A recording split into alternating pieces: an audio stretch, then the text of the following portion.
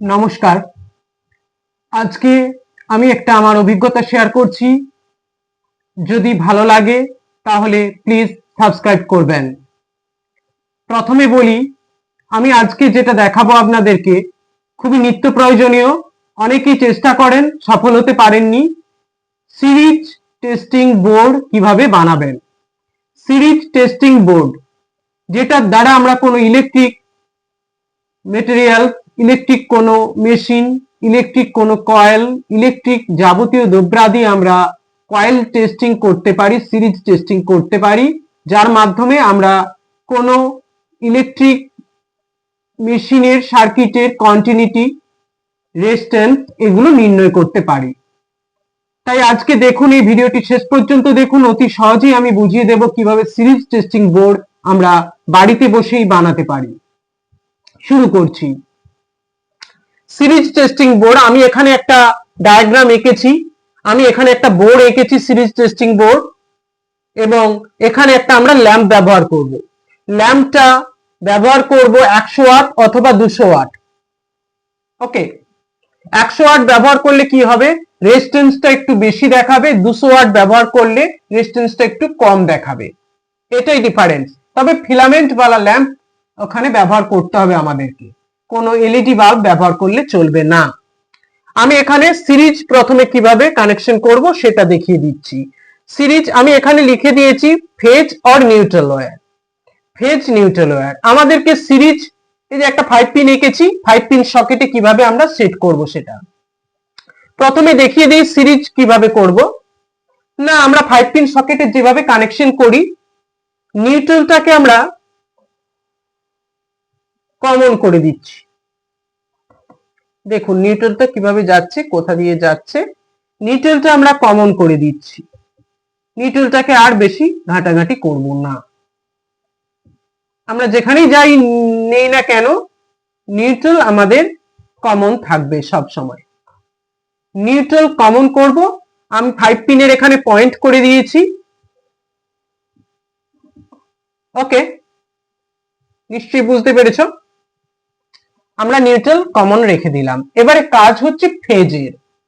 আমরা যখন series testing connection করব তখন আমাদেরকে ফেজের ওপরে একটা বাল্ব ব্যবহার করতে হবে।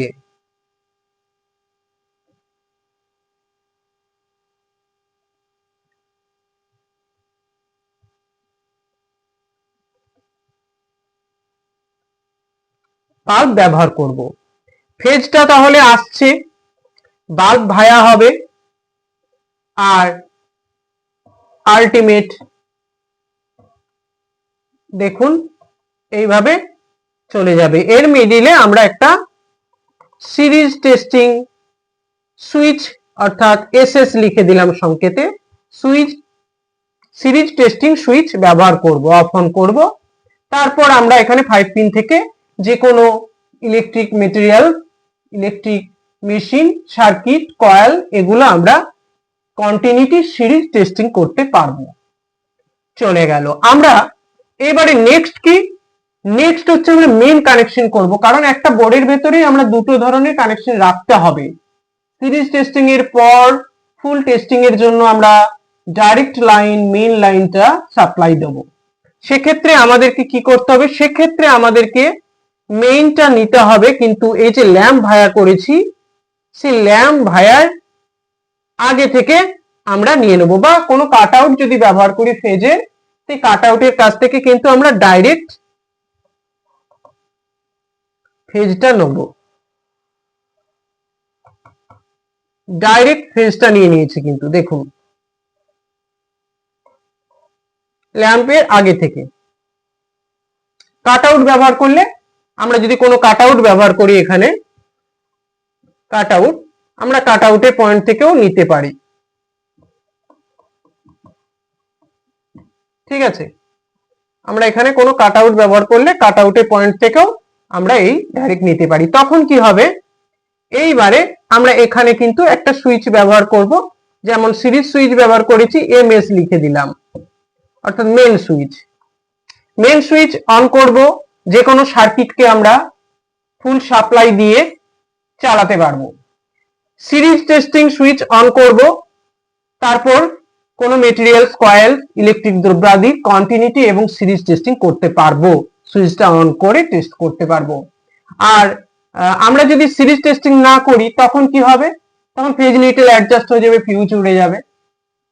এটা মাথায় রাখতে হবে। আমরা টেস্টিং এর সময় সিরিজ সুইচ অন করব, আর যখন আমরা মেন সাপ্লাই দিতে চাইবো তখন দিতে পারবো। সেক্ষেত্রে আমরা সিরিজের সুইচ অফও রাখতে পারি আর অনও রাখতে পারি, ওতে কোনো সমস্যা নেই।